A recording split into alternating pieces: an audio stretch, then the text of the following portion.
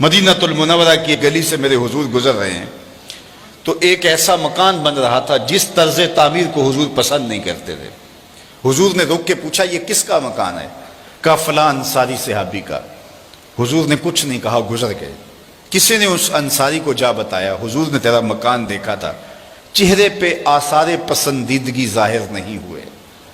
اس نے کہا اچھا، کہا ہاں۔ اس نے کدال لیا اور مکان کو زمین کے برابر کر دیا۔ 2-4 دن کے بعد حضور کا دوبارہ گزر ہوا، دیکھا کہ ملبے کا ڈھیر پڑا ہوا ہے۔ اسے بلایا، کہا میں گزرا تھا، تیرا مکان تھا، آج ملبے کا ڈھیر ہے۔ کہا حضور میں نے گرا دیا ہے۔ فرمایا کیوں؟ عرض کی سنا تھا آپ کو پسند نہیں، سنا تھا آپ کو پسند نہیں۔ میں اور آپ دیکھیں ہمارا کیا کیا حضور کو پسند نہیں، سر سے لے کر پاؤں تک غور کریں ہمارا کیا کیا حضور کو پسند نہیں۔ اپنے عقیقے سے لے کے ولیمے تک دیکھیں ہمارا کیا کیا حضور کو پسند نہیں۔ اپنی نجی زندگی سے لے کے سیاسی زندگی تک دیکھیں ہمارا کیا کیا حضور کو پسند نہیں۔ اپنے کاروبار سے لے کر کے انداز معاشرت تک دیکھیں ہمارا کیا کیا حضور کو پسند نہیں۔ محمد دی زیارت محمد دے رنگ وچ اگر ان کے ہوئے ہیں تو پھر ہم ان کے ہو گئے، پھر اپنی خواہش کہاں باقی رہی۔ ایک صحابی آئے اور انہوں نے حضور سے سلام کرنا چاہا لیکن حضور نے رخ پھیر لیا۔ وہ سمجھے شاید کسی وجہ سے التفات نہیں ہوا، تو حضور نے جدھر رخ پھیرا تو ادھر جا کے انہوں نے السلام علیکم کہا، لیکن حضور نے پھر رخ پھیر لیا۔ سمجھ گئے کوئی ناراضگی ہے۔ تو چونکہ ایک سفر سے آئے تھے تو انہوں نے دیگر صحابہ سے پوچھا کہ مجھے تو سمجھ نہیں آئی کہ حضور کی ناراضگی کا سبب کیا ہے، کیا تم مجھے بتا سکتے ہو کہ حضور ناراض کیوں ہیں؟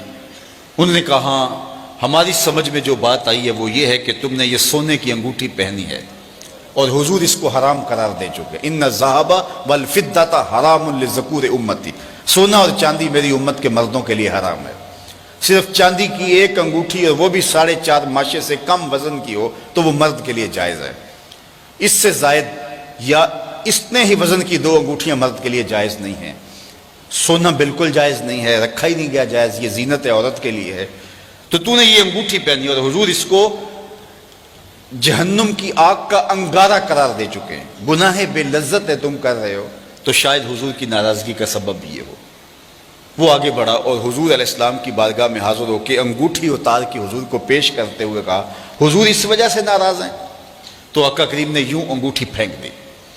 خیر ناراضگی کی وجہ ختم ہو گئی، مجلس میں بیٹھ گیا، گفتگو چلتی رہی۔ جب مجلس اختتام کو پہنچی لوگ واپس پلٹے اور وہ بھی واپس جانے لگا تو کسی نے اشارہ دیا وہ سونے کی انگوٹھی تو اٹھا لو، تم تو نہیں پہن سکتے، تمہاری بیوی تو پہن سکتی ہے، قیمتی دھات ہے۔ تو اس صحابی نے کیا جواب دیا وہ سنیے۔ اس نے کہا واللہ لا آخذہ وقد طرحہ رسول اللہ صلی اللہ علیہ وآلہ وسلم، اللہ کی قسم میں اس کو کبھی بھی نہیں اٹھاؤں گا جس کو میرے حضور نے پھینک دیا ہے، جس کو میرے حضور نے پھینک دیا میں اس کو کبھی نہیں، سونا ہے، ہیرا ہے، چاندی ہے، پکھراج ہے، موتی ہے، کچھ بھی ہے، میں اسے ہاتھ بھی نہیں لگاؤں گا جس کو میرے حضور نے پھینک دیا ہے۔ صاحبو دیکھو کس کس چیز کو میرے حضور نے پھینکا ہے، اور ہم اگر اس چیز کو سینے سے لگاتے ہیں تو ہم عاشق رسول نہیں ہو سکتے، ہم خود فریبی میں مبتلا ہیں۔ اگر ہم عاشق ہیں، عاشق ہونا آسان نہیں ہے۔ ہمارے بزرگ جھوم کے شعر پڑھا کرتے تھے، عاشق عاشق ہر کوئی آکھے پر عاشق بندا مر کے، ایسے عاشق نہیں ہو جاتا۔ عاشق عاشق ہر کوئی آکھے پر عاشق بندا مر کے، زہر پیالہ کوئی نہیں پیندا پر عاشق پیندا پر کے۔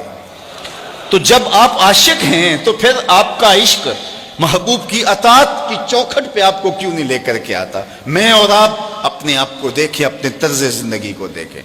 میرے استاد فرمایا کرتے تھے یہ نہ ہو کہ لوگ تمہیں پوچھیں تم کون ہوتے ہو اور تمہیں بتانا پڑے جناب ہم مسلمان ہوتے ہیں، یہ دیکھو مذہب کے خانے میں اسلام لکھا ہے۔ آپ فرمایا کرتے تھے صاحب نہ کسی کو پوچھنا پڑے نہ تجھے بتانا پڑے، تیری وضاقتہ طرز زندگی انداز معاشرت ایسا ہونا چاہیے تم دور سے آ رہے ہو لوگ پہچان کے کہیں وہ دیکھو آقا کا غلام آ رہا ہے۔ نور آنکھوں میں تو چہروں پہ اجالے ہوں گے، مصطفیٰ والوں کے انداز نرالے ہوں گے، دنیا میں بھی ان کے دم سے مقدر چمکا، محشر میں بھی ان کی رحمت کے حوالے ہوں گے۔ تو اگر ان کے ہوئے ہیں تو پھر سر سے لے کر پاؤں تک انہی کے ہو جائیں۔ ہمارا طرز زندگی بتائے ہم نوکر حضور کے ہیں، ہمارا انداز معاشرت بتائے ہم نوکر حضور کے ہیں۔ ربیع الاول کا موسم آ رہا ہے اپنے گھروں میں ضرور جھنڈیاں لگانا، لیکن صرف جھنڈیاں تمہارے گھروں میں نہ لگیں، دل کے ایک ایک پرت پہ نام محمد کی جھنڈی ضرور لگانا۔